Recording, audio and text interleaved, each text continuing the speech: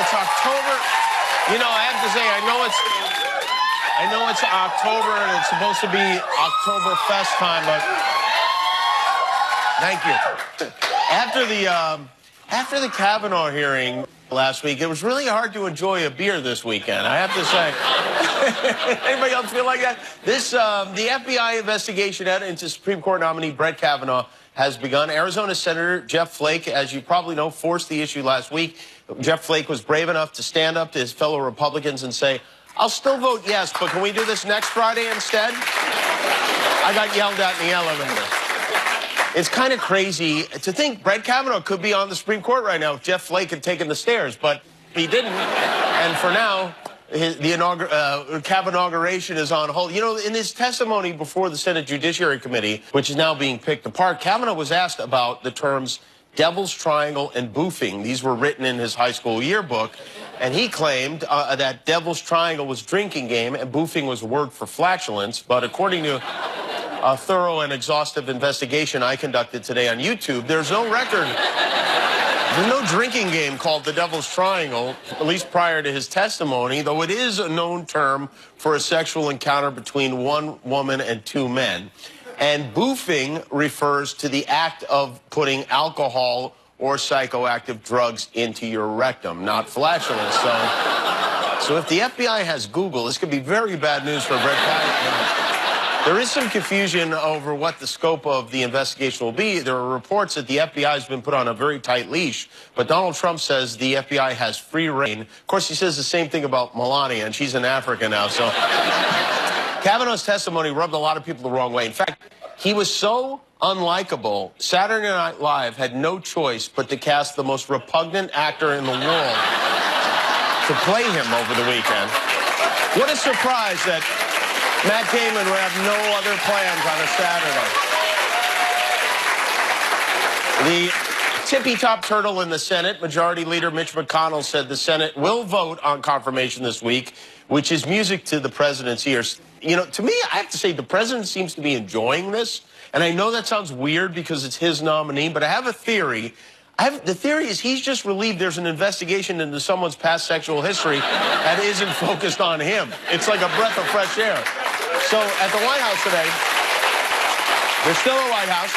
Today they asked Trump whether Judge Kavanaugh was truthful when it came to his drinking habits. There are now concerns that he may have lied or mischaracterized his drinking while testifying. If they find that he did, do you think that bars him from being your Supreme Court nominee? Well, I watched him. I was surprised at how vocal he was about the fact that he likes beer.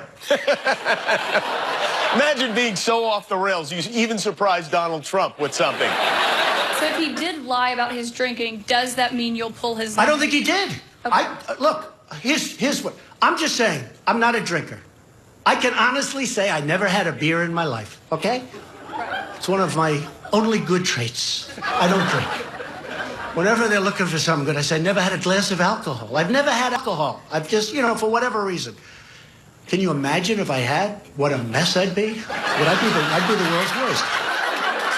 I don't know, maybe it'd be better. It's worth a shot. By the way, I feel like it's worth mentioning that this guy who's never had a drink in his life had his own brand of vodka with his name on it. Kind of all you need to know about him. So, and of course, with the focus of this Kavanaugh situation tying in so strongly with the Me Too movement, with most everyone reevaluating how women are treated, the president was on his best behavior when it came to the female reporters at the press conference this morning. In particular, ABC senior White House correspondent Cecilia Vega. Okay, question? Yeah, go ahead. Sure. She's shocked that I picked her. It's like in a state of shock. I'm not thinking, Mr. That's President. okay. I know you're not thinking. You never do. I'm sorry? No, go ahead. Nobody respects women more than Donald Trump. What a creep. You know, whether or not Judge Kavanaugh gets confirmed, and let's be honest, he probably will, he is preceded by a long line of men who have been accused of bad behavior, men who don't really seem to even understand when they've done something wrong, and it's something that powerful men have been struggling with for many years, and now, at long last now, there is hope. Don't let past incidents of sexual harassment or assault prevent you from living your best life. Introducing Deny It All. Deny It All goes to work fast, permanently erasing the memories of what you did. I have no idea who these women are. Have no idea. And replacing them with strong feelings of indignation and outrage. This is a circus. Don't let sexual allegations drag you down. Get on with the life you want. Deny It All. This was a hit job. Deny It All. Completely false and untrue. Deny It All. I did not have sexual relations with that woman. Do not use Deny It All if you signed a non-disclosure agreement with a porn star. Use of Deny It All may eternally damn your soul. Deny It All. You're entitled. Available at Walgreens. Sure, of course it is. So, the other controversial character who's on SNL this weekend was the president's most famous and most inexplicable supporter, Kanye West. Kanye West brought his MAGA hat to TMZ Live this afternoon, where he had a chat with host Harvey Levin. On the show, they covered a variety of subjects, including Trump, the 13th Amendment, and more. You want me to repeat? No. Well, why don't we do this? Let's take a quick break. When we come back, we're going to hear Kanye's answer. We're not going to Jimmy Kimmel the situation. No, we're going to come right back. No, we're not going to come right back. Okay. We're not going to Jimmy Kimmel the situation. Fair enough. Why aren't we going to Jimmy Kimmel the situation? I honestly don't know whether I should be flattered or offended by that. I always thought interrupting somebody in the middle of speaking was called a Kanye West. I didn't know it was a meme. You learn. By the way, Kanye may have some competition for the president's affection lately. Trump held a rally in Wheeling, West Virginia over the weekend where he opened up about his extra special relationship with none other than Kim Jong-un. So, we are doing great. That was a big, big problem. And you know the interesting, when I did it, and I was really being tough, and so was he, and we would go back and forth, and then we fell in love, okay? No, really. He wrote me beautiful letters, and they're great letters. We fell in love. Wow. What a heartwarming love story. That it reminds me of the romantic comedy Crazy Stupid Love, only crazier and more stupid. And I hope they don't start boofing. That's where I draw the line. So Kim Jong-un right now is, Kim Jong-un is behaving more like Kim Kardashian lately because North Korea has announced their intent to produce the world's finest cosmetics. They're getting into the makeup business. They're building factories. And to kick things off, Chairman Un just launched his own YouTube channel. She's on fire. She's on fire. 이 참가하신 모든 분들의 I'll start with a smoky eye, like the smoke from our glorious nuclear bomb tests. Next will be a red lip, like the blood of my uncle when I fed him to the dogs. So cute. And that's my finished look. Please subscribe. Well, once North Korea gets the internet, they're going to eat that up. Did any of you get mysteriously logged out of Facebook this weekend?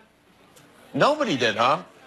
Oh, you did? Okay. So an unknown hacker got your information personally, your stuff. No, an unknown hacker was able to exploit a weakness in Facebook and expose the personal information for about 50 million users, which isn't the whole point of Facebook to expose your personal information. I mean, the hackers want our personal information. All they have to do is friend us. I mean, right, Guillermo? Right, Jimmy. Thank you, Guillermo. Yeah. Hey, congratulations. Today was a big day for Dodgers fans here in Los Angeles. Yeah. Final day of the baseball regular season.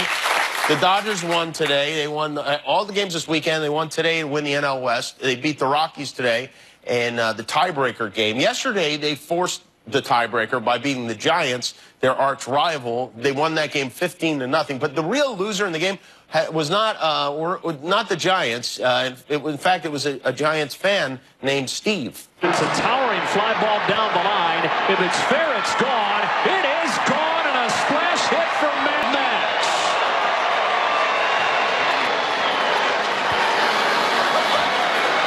Steve, you got to be faster, buddy. Poor Steve. You got to swim, Steve. You can't just sit in the kayak and expect the ball. The Dodgers play the Braves starting on Thursday. The Rockies now have to play the Cubs in the wild card game tomorrow in Chicago. Wrigley Field is a magical place to see baseball. Anyone who's been there knows that. And that applies whether you are a human being or a rat.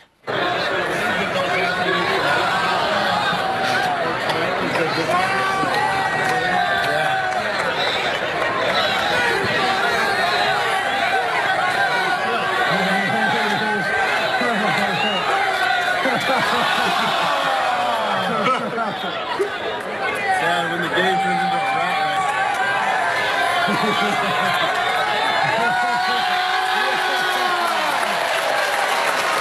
Why would we be cheering for that? Hey, who says baseball is boring? 2 weeks from tonight, by the way, we are taking our show on the road to Brooklyn, New York. We have a star-studded week planned at the Brooklyn Academy of Music, October 15th through the 19th. If you want to come see us there, go to this website, kimmelinbrooklyn.com. You can get tickets. They are free. You literally have nothing to lose. And ahead of our visit, we want to have some fun with the locals in New York. So we put my cousin Sal on a plane. We dressed him up as an officer of the law, which he is not. And we sent him out on the street to write tickets for no good reason at all.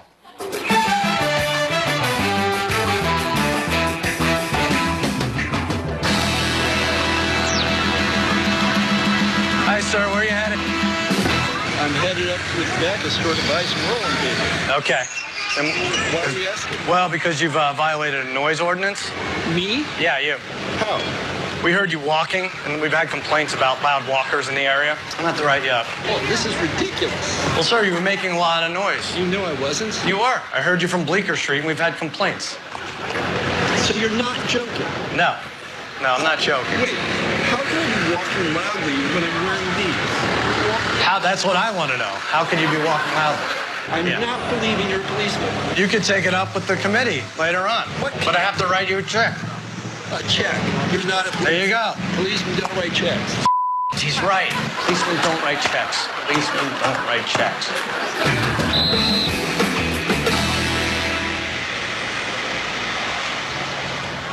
Ma'am? Hi. Hi. You meandering right now? No. Because it seems to me like you're meandering. No.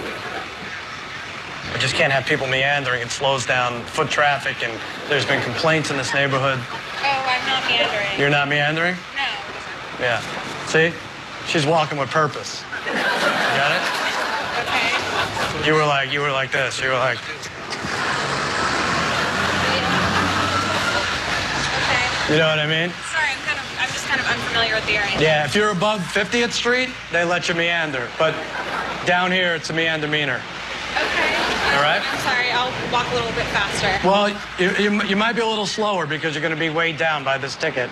Are you really? Yeah, I wouldn't even bother you with this, but, like, I have to reach a quota for how many tickets I write in a month, and I'm way under, and I don't want to get in trouble with the sergeant, you know?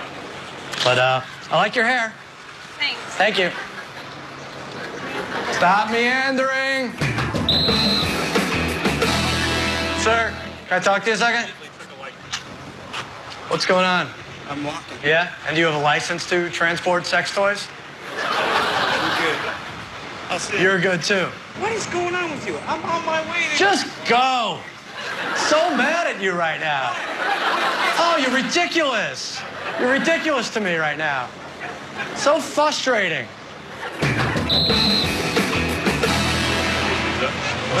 Where's the nearest subway station? Nearest subway station is right between Bleecker and none of your business.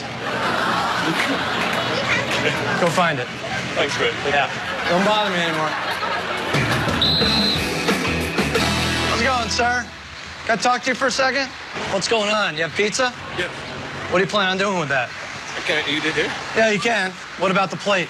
Throw it in garbage. You sure? Yeah, guaranteed. All right, because you passed the garbage over there. Yeah, but I'm eating it with the pizza. So I'm gonna sit down, eat the pizza. When I'm finished, I'm throwing the garbage can. All right. I'm targeting you as a pre-litterer. Because we've had people holding plates before.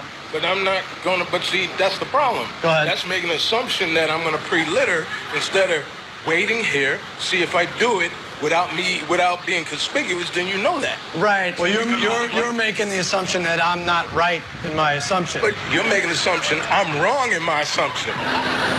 Make me a ticket for not doing anything. Yeah. Then you can contest it. But why have to contest something that never was going to happen in the first place? It's like I'm being targeted, but not with the expectation I'm going to do crime when I have no expectation to do crime. No, I get that. I get that. I get that. Hold on, let me just say this. I got this. I got the solution. I got the solution. I'm not going to take a ticket for something I never even think about doing. How about this? How about instead I give you a ticket to Jimmy Kimmel Live? All right? Okay. There you go. Admit to. Give me a bite of this, will you? Hey.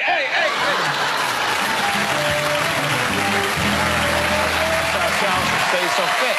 Tonight on the show, we have music from Lindsey Buckingham. Jenny Slate is here, and we'll be right back with Henry Winkler.